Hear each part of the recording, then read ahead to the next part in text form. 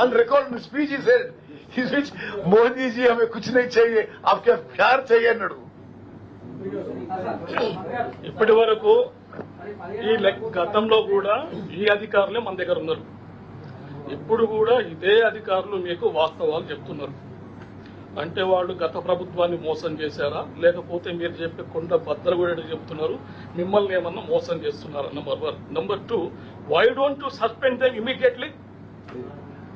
Of course we will do. Of course we will do. We will take whatever action is required. Public లో ఏమైపోయిందంటే నెల దాటిపోయింది, వీళ్ళు చెప్తున్న వాస్తవమే, మేము కూడా రాస్తున్నాం బాగానే, వాళ్ళు కూడా తెలుసు. 30 days is it for a scam of lakhs of crores? Is 30 days enough? We will follow the due process of law. We will take action against anybody who is guilty. We don't have to protect anybody. We will definitely take serious action against any officials, any politicians, anybody involved.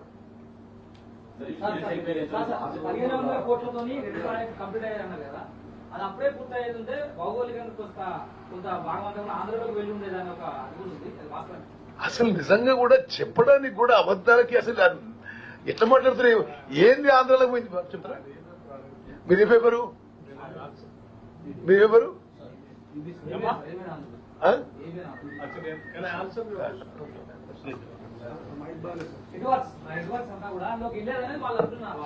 అదే చెప్తాం.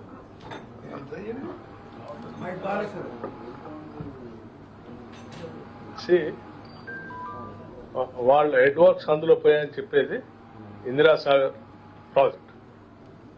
సరే, మీరు bifurcation act చదివి ఉంటారు, మీకు తెలిసి ఉంటుందని అనుకుంటున్నాను నేను.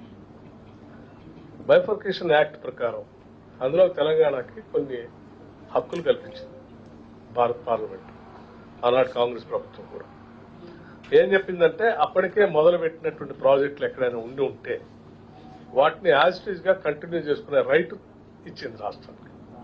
సో అది హెడ్ వర్క్స్ అవతల రాష్ట్రంలో ఉన్నా, వేరే మండలాల్లో పోయినా, ఎక్కడున్నా కానీ కంటిన్యూ చేసుకోవడానికి బైఫర్కేషన్ యాక్టే మనకి హక్కు కల్పించింది. కాబట్టి ఎవరైనా చెప్తే అవగాహన లేనటువంటి వాళ్ళు, లేకపోతే బైఫర్కేషన్ యాక్ట్ చదువుకున్నటువంటి వాళ్ళు, లేకపోతే కావాలని రాష్ట్ర ప్రజలను తప్పుదోవ పట్టించాలని చేసేటువంటి ప్రయత్నంలో భాగంగా చేస్తుంది తప్ప అది వాస్తవం కాదు. క్లియర్? అసలు ఎన్ని కుంభకోణాలు అంటే అసలు ఎంతమంది జడ్జిలు, ఎన్ని ఎంక్వైరీలు, అది కూడా ఆలోచన చేస్తున్నాము. బట్ డెఫినెట్లీ అంటే ప్రజాకోటి బాబు ఒక నిమిషం చూడండి, మేము ఓకే చూడండి అమ్మా, ఒక నిమిషం రీజండి. We are following the due process. రాష్ట్ర ప్రభుత్వం తెలంగాణ చీఫ్ జస్టిస్ కి మేము జ్యుడిషియల్ ఎంక్వైరీకి లేఖ రాయడం జరిగింది. మరి వారిని ఒక సిట్టింగ్ జడ్జి ని డిప్యూట్ చేయమని రిక్వెస్ట్ చేశాం. We are awaiting reply.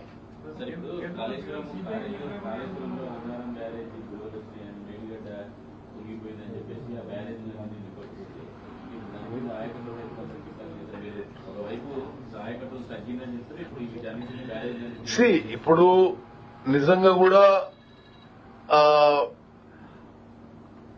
పోయిన సంవత్సరం మాన్సూన్స్ తక్కువగా ఉండి, అదేవిధంగా మేడిగడ్డ, అన్నారం, సుందిల్లా బ్యారేజ్ లో డ్యామేజ్ వల్ల కొంత ఆయకట్టు సఫర్ అవుతున్న మాట వాస్తవమే. కొంత మేరకు అది ఎట్లా బెస్ట్ మేనేజ్ చేయాలనో మేము we are doing whatever best possible in these circumstances.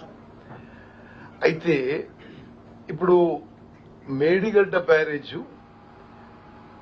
దానికి ఇప్పుడు మీరు చూస్తున్నారు, అన్నారం కూడా vigilance enquiries and full progress. అంటే కొంత ఇంజనీర్స్ ని, కొంత ఇతరులను కూడా వాళ్ళకి అటాచ్ చేసి ఒక రోజువారీగా ప్రోగ్రెస్ జరుగుతుంది. But I think in a few days time, అది అందరికీ తెలుసు, టీఆర్ఎస్ ప్రభుత్వం బ్యారేజ్ కట్టిండు, కిందికెళ్ళి కొట్టుకపోయిందని. అంటే మేము పోయి చూసినాం కదా, అసలు ఎవరు నమ్మరు. అన్ని 1,00,000 కోట్లతో కట్టిన ప్రాజెక్టు డ్యామ్ యాక్చువల్లీ ఇట్లా కుంగిపోయింది, బ్రిడ్జ్ మధ్యలో. అండ్ మేము మొన్న పోయే వరకు అసలు ఆశ్చర్యకరం. అంటే వేరే డెమోక్రసీ ఎవరు అనిపిస్తుంది.